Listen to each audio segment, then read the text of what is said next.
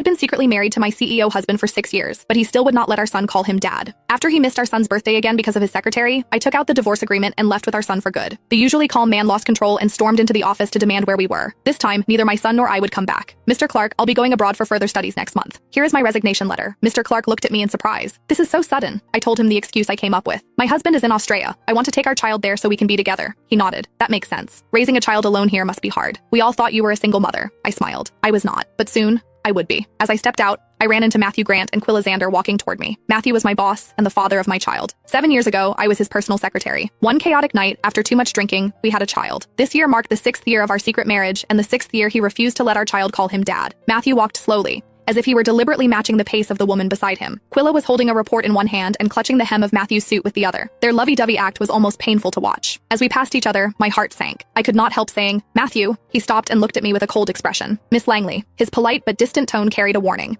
It was a reminder that this was the office. He was communicating that he was my boss and I was his employee. I understood what he meant and buried the feelings I had already been suppressing. "Mr. Grant." Matthew gave a small nod and kept walking, as if I were a stranger. I laughed bitterly at myself and swallowed the words about my resignation. He would not care anyway. My phone lit up. It was a message from my son on his smartwatch. "Mom, will Dad come home for my birthday?" I froze for a moment and instinctively looked back. I saw Matthew leaning down to speak gently to Quilla. Someone passed by, and he instinctively shielded her. His eyes were full of tenderness. I suppressed the ache in my chest and texted Matthew. "Today is Tyler's birthday. Are you free tonight?" Across the hall, I saw him check his phone. Less than 3 seconds later, he put it down without a change in expression. As I looked at the unanswered message, I laughed bitterly at myself. I thought, "Whitney, get a grip. You should have known he would never love you. What were you even expecting?" I put my phone back in my pocket, took a deep breath, and walked away. I thought, "Matthew, soon you'll be free." After leaving the office, I went straight to Tyler's kindergarten to pick him up. As soon as he saw me, he said, "Mom, today's my birthday. Will Dad celebrate with me?" On the crowded street, my eyes filled with tears. "Your dad?" Before I could finish, my phone buzzed. Matthew had finally replied.